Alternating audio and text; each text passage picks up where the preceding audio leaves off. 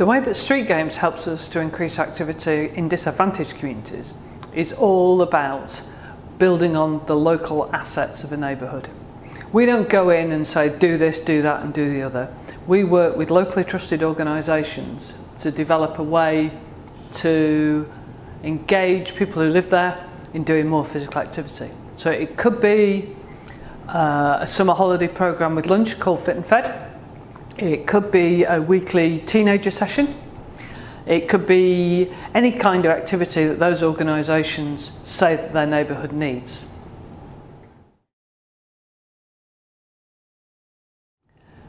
The Fit and Fed campaign is a new campaign for street games. It came out of the work that we've been doing with doorstep sport clubs. It became clear that lots of youngsters were struggling for a decent meal during the school holidays. And that's because they may have been on free school meals, or they may be in very low income families, and there's not enough to go around. So what we started to do with some projects that are really well embedded in their neighbourhood is start to add a decent lunch to their holiday provision. Now that means, that's not as straightforward as it sounds, because if you are a community organisation with a kitchen, then you've got a good chance of being able to add lunch to your 10 till 3 physical activity sporty days during the holidays. All you've got to do then is find someone to do the cooking, find someone to pay for the food, arrange a partnership deal with FareShare or other food provider, make sure everything's right in terms of health and safety, get some food hygiene training done. So when I say just provide lunch, it's not, I'm joking really, it's quite hard work to adapt your organisation. And that's when you've got to, it's quite hard work to adapt your organisation to use the kitchen to the best resource. But when you're the sort of community organisation which hasn't even got a kitchen, then it's really quite hard to provide lunch. Because if you're out in a field or you're in a car park, then making sure you're keeping to some hygiene standards is pretty tricky stuff really. One of the good examples of social outcomes is actually Fit and Fed, where we've been able to take a big national issue, people struggling to put enough food on the table for their families during the holidays, to being able to deal with it at a local level. But there's a lot more than that.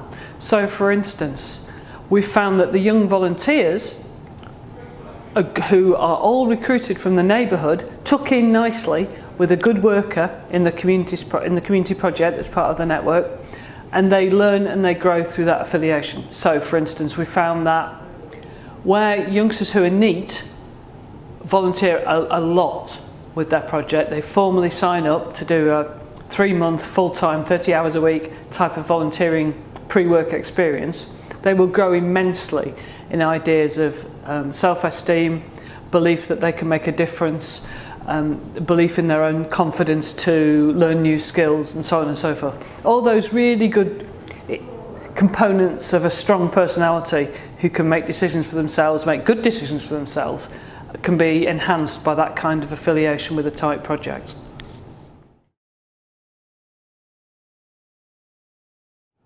It's a really interesting question. What's the right age to start working with youngsters so they develop the activity habit for life? And I think the answer is probably start young and keep doing it. I don't think we're going to find out that there's one key moment or anything like that in somebody's lives. There's lots of transitional stages. But what underpins, I think, it all is having an idea that that individual young person in a disadvantaged community needs lots of good stuff pouring into them. They need to be able to get their hands on a variety of sports, to go to different sports places. They need to be confident in their ability to take part. I'm not talking about having a classy backhand so you can go and join a tennis club. I'm not necessarily talking about that, although that may indeed be the case. I'm talking about people feeling confident in their use of their body. And there's big issues with that with girls.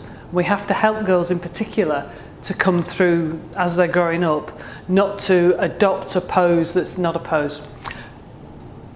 We have to help girls as they're maturing to be able to reconcile the pressures that they're under to behave in a stereotyped female way, which doesn't involve getting hot and sweaty and running around, to overcome that problem, because otherwise they're going to pay for it in their later life, really.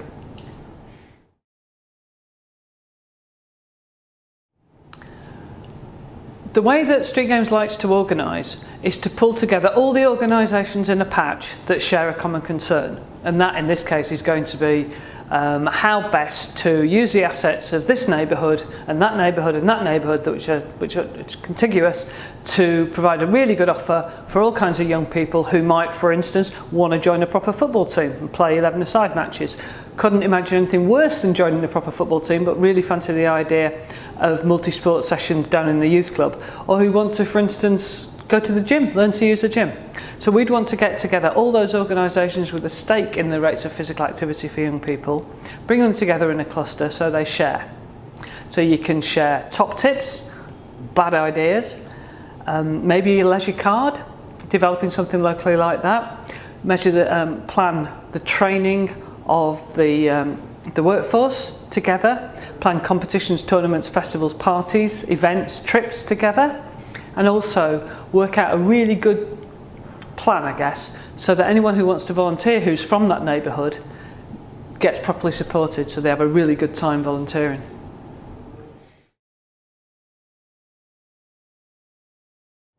Most of the organisations that make up the doorstep sport providers and part of the Street Games network are either third sector organisations, community organisations, could be sports clubs but not very likely, more likely to be local charities with an interest in the general well-being of that neighbourhood, could be housing associations, could be local authorities. So they will come together in those collaborative clusters. The role of the private sector is quite interesting, I think, and it also depends where you're going to draw the boundary between private sector and otherwise. Quite a lot of the organisations in the network who deliver the doorstep sport clubs are KICs, community interest companies. Are they private sector? Not really. Legally, probably, but you know. So if somebody is looking to make a lot of money out of developing physical activity and sport in disadvantaged areas, then they're not going to stop around very long, because there isn't enough money in the game for anyone to make a lot of profit out of it. So really the private sector, with its motivation, its bottom line is to defend its shareholders' interests, are not going to get on very well in this situation. It's interesting how much money gets spent by young people, well, by low-income families on physical activity and sport. It's very little. There's very little money spare, because if you think about it, if you're struggling to put food on the table for your kids, you're not going to be able to afford to send them off to football camp, let's say. So one of the issues for us is that because there isn't a lot of money slushing around, it doesn't bring in the private sector. It doesn't bring in private providers unless they're funded by a third party. That's the way it is. And anyway, our preference is to build organisations, support organisations that are going to be there for 50 years. They're not coming and going. I've been talking to all kinds of people since I got here, actually. Some old friends that we've known for a long time, obviously, but people from different sectors, like the playing fields and the World Wildlife Trust, which never would have occurred to me to have had a chat with, but that was really interesting. So at conferences like this, you always get all kinds of top tips from people you never thought to talk to.